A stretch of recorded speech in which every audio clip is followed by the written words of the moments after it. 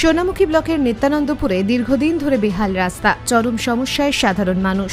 এলাকায় বিজেপি জিতেছে, তাই রাস্তা সংস্কার হচ্ছে না, দাবি বিজেপি বিধায়কের।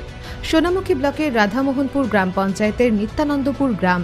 এই গ্রামের নিত্যানন্দপুর মিনি মার্কেট সংলগ্ন এলাকা থেকে দামোদর নদী পর্যন্ত প্রায় 1.5 কিলোমিটার রাস্তা দীর্ঘদিন ধরে বেহাল হয়ে পড়ে রয়েছে, যার মধ্যে কিছুটা অংশ ঢালাই হয়েছে। বারবার স্থানীয় প্রশাসনকে জানিয়েও কোনো লাভ হয়নি, এমনটাই দাবি এলাকার সাধারণ মানুষদের। জীবনের ঝুঁকি নিয়ে প্রতিনিয়ত রাস্তায় যাতায়াত করতে হচ্ছে স্কুল পড়ুয়া সহ এলাকার সাধারণ মানুষদের। রাস্তায় তৈরি হয়েছে বড় বড় গর্ত, একটু বৃষ্টি হলেই সেই গর্ত জলে পরিপূর্ণ হয়ে যাচ্ছে। যে কোনো মুহূর্তে ঘটতে পারে বড়সড় দুর্ঘটনা, তাই দ্রুত এই রাস্তা সংস্কার করা হোক, দাবি তুলেছেন এলাকার সাধারণ মানুষরা। এই রাস্তা দিয়ে প্রতিদিন কয়েক হাজার সাধারণ মানুষ যাতায়াত করে থাকেন। এখন কবে রাস্তা সংস্কার হয় সেদিকেই তাকিয়ে রয়েছেন সকলে। অক্ষয় সরকার নামে এক স্থানীয় বাসিন্দা জানান, বারবার স্থানীয় প্রশাসনকে জানানো হয়েছে, কিন্তু তারপরেও রাস্তা সংস্কারের কোনো রকম উদ্যোগ নেওয়া হচ্ছে না। রাস্তা এতটাই বেহাল হয়ে পড়েছে যে যাতায়াতের ক্ষেত্রে চরম সমস্যায় পড়তে হচ্ছে। তাই প্রশাসনের কাছে অনুরোধ, দ্রুত এই রাস্তা সংস্কার করা হোক। বিজেপির অবশ্য দাবি, এই এলাকায় বারবার বিজেপি জয়লাভ করছে, তাই তৃণমূল এই রাস্তা সংস্কারের বিষয়ে কোনো রকম উদ্যোগ গ্রহণ করছে না। এই বিষয়ে সোনামুখী বিধানসভার বিজেপি বিধায়ক দিবাকর ঘরামি জানান, এই রাস্তাটি তৃণমূলের পঞ্চায়েত সমিতি, তৃণমূলের পঞ্চায়েত ও জেলা পরিষদ সংস্কার করার উদ্যোগ নিচ্ছে না। তার একটাই কারণ, এই এলাকায় 2-3টে যে বুথ রয়েছে, নির্বাচন এলে বিজেপি এগিয়ে থাকে, তাই তৃণমূল এই রাস্তা করার উদ্যোগ নিচ্ছে না। এছাড়াও তিনি বলেন, তৃণমূলের এই নোংরা রাজনীতিকে ধিক্কার জানাই। সোনামুখী ব্লকের পঞ্চায়েত সমিতির সভাপতি কুশল বন্দ্যোপাধ্যায় অবশ্য বেহাল রাস্তার কথা স্বীকার করে নিয়েছেন, তবে দ্রুত এই রাস্তা সংস্কার করা হবে বলেই জানান তিনি। এছাড়াও তিনি বিজেপির দাবি উড়িয়ে দিয়ে বলেন, এলাকায় বিজেপির বিধায়ক রয়েছে, সাংসদ রয়েছে, ওনারা নিজেদের ফান্ড থেকে রাস্তাটা করিয়ে নিক। এমএলএ বছরে 60 লক্ষ টাকা পাচ্ছেন, সাংসদ বছরে 5 কোটি টাকা পাচ্ছেন, তারা রাস্তাটি করুক, দৃষ্টান্ত স্থাপন করুক। ওনাদের শুধু সোলার লাইটের দিকেই ঝোঁক বেশি। এছাড়াও তিনি বলেন, এই রাস্তা সংস্কার করলে আমরাই করব। কি সমস্যা এই রাস্তা দিয়ে যাতায়াতের ক্ষেত্রে? রাস্তাটা দীর্ঘদিন ধরেই এমনি রাস্তার প্রচুর বেহাল পরিস্থিতি। তো বর্ষা আসলে প্রতিবারই তো ভেঙে যায়। তো এইখান দিয়ে আমাদের মেন রাস্তা হচ্ছে এটাই, বিশেষ করে আমাদের এইখান থেকে বর্ধমান যাওয়ার, অর্থাৎ নদীর ওই পার, এবং এইখান থেকে আমাদের বাজার থেকে শুরু করে সোনামুখী যাওয়ার কিন্তু এই একটাই মেন রাস্তা। তো এই রাস্তাটা আমরা প্রতিবারই কিন্তু পঞ্চায়েতের কাছে মানে জানানো হয়েছে, পঞ্চায়েত জানেও যে এই রাস্তাটা দীর্ঘদিন ধরে এরকম বেহাল পরিস্থিতি। তো রাস্তাটা এখনও পর্যন্ত আমি সংস্কার করেনি পঞ্চায়েত, তো জানি না তারা কবে করবে। তো যদি তারা দ্রুত যদি এমনি সংস্কার করে, তাহলে আমরা এলাকাবাসী থেকে আমরা সবাই এমনি প্রচুর কৃতজ্ঞ থাকব। তো আমরা চাই রাস্তাটা খুব দ্রুত সংস্কার হোক। তাছাড়া এখান থেকে প্রতিদিন সমস্ত স্কুল ছাত্রীরা, এই দিক থেকে প্রায় 200-300 স্কুল ছাত্রীরা এই রাস্তা দিয়েই কিন্তু যাতায়াত করে।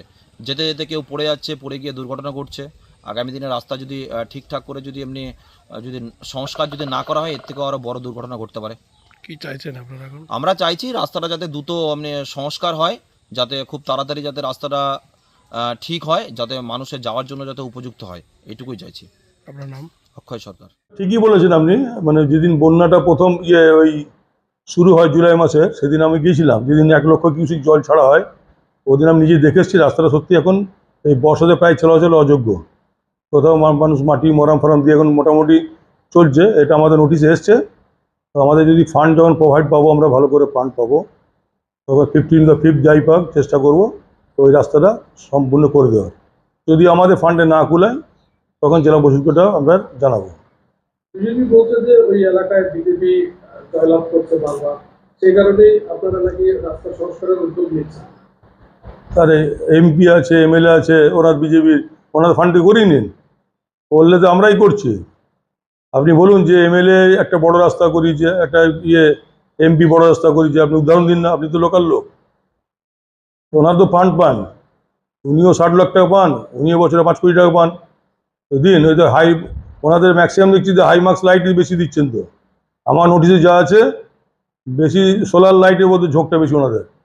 ওনারা করুন রাস্তা, কে বারণ করেছে ওনাদেরকে? যেখান থেকে এজেন্টের কাজ টাকা তো ভাগে পাচ্ছে, দৃষ্টান্ত স্থাপন করুন। মানে দেখলাম না তো একটা কাজও করেছে। আমি যদি আমার টেনিওরে একটা রাস্তা হচ্ছে এমএলএ এমপি লাইটে, আমার নোটিশে নেই, করলে আমরাই করব, হয় পঞ্চায়েত সমিতি করবে, কিংবা জেলা পরিষদ করবে, এবং বা মমতা ব্যানার্জি গভর্নমেন্টই করবে। তাহলে কি বিজেপির যারা এমএলএ এমপি রয়েছে, তাদের কি সাধারণ মানুষের উন্নয়নের জন্য কি তারা অনীহা দেখাচ্ছে? অনিয়া বলবো কি নেহা বলবো ওটা আমি ওই ভেতরে ঢুকবো না। আপনি লোকাল সাংবাদিক, আপনি জানেন, আমিও জানি, এমপি এই নিয়ে আপনার 3 টার্ম হচ্ছে, ঠিক আছে, বিজেপিরও 2 টার্ম হচ্ছে। তাহলে কই আমি তো এখনো পর্যন্ত মানে ধরুন পঞ্চায়েত সমিতিতে আমার 13 মাস বয়স, আমি এখনো দেখিনি যে ওনারা কোথাও রাস্তার ফ্যান্ডে টাকা দিচ্ছে ল্যাট থেকে। তাহলে আমি তো ধরুন ওই জন্য রাস্তা করতে আগ্রহী নন।